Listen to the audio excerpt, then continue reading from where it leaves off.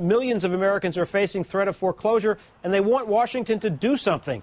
Home foreclosures increased by a staggering 112% over the past year. John McCain pointedly blamed the housing crisis on both irresponsible lenders and Americans who borrowed more than they can afford. The McCain's have assets of at least $36.5 million. Some estimates actually put her worth at about $100 million. You know, it's tough to have to pack up and leave the house that we loved and the first house that we bought. We bought the house in 2003. In the end, our mortgage was 15.75%, and we could no longer afford to make the payments. And 51 million homeowners are doing what's necessary, working a second job, skipping a vacation, and managing their budgets to make their payments on time.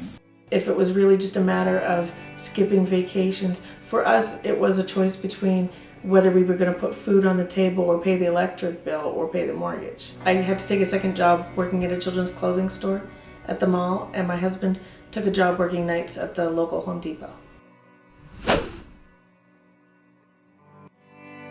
Any assistance must be temporary and must not reward people who are irresponsible at the expense of those who weren't. I don't feel like I did anything irresponsible. I got my mortgage and I was making the payments and wasn't late on any. And then when it started getting out of hand, I tried everything that I could to be able to make the payments, and I just couldn't do it. McCain's top economic advisor, Phil Gramm, resigns after referring to Americans as a nation of whiners. I can assure Senator Gramm and Senator McCain that the people who are facing foreclosure are not whining, they're hurting. One of the hardest things for us was to find a new place to live, because as we were going around looking at houses, every house we applied for was turning us down because our credit rating was so low because of the foreclosure.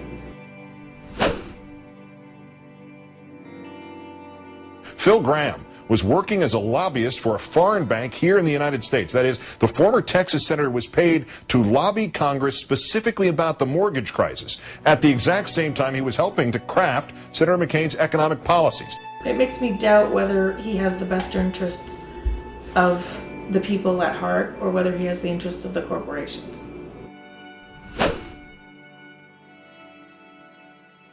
I've always been committed to the principle that it's not the duty of government to bail out and reward those who act irresponsibly, whether they're big banks or small borrowers.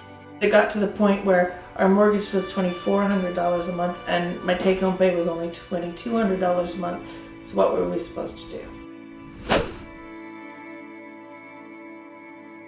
The wealthy. Always be interested in when people talk about who the, quote, wealthy are in America. We don't expect John McCain to be on a shoestring budget when it comes to shoes, but $520 Ferragamo calfskin loafers? My husband was running for the Senate in Arizona, and in Arizona the only way to get around the state is by small private plane, and I wound up loving it and buying a plane and, you know. I don't think unless you've been in this situation that you can truly appreciate how hard it is for people.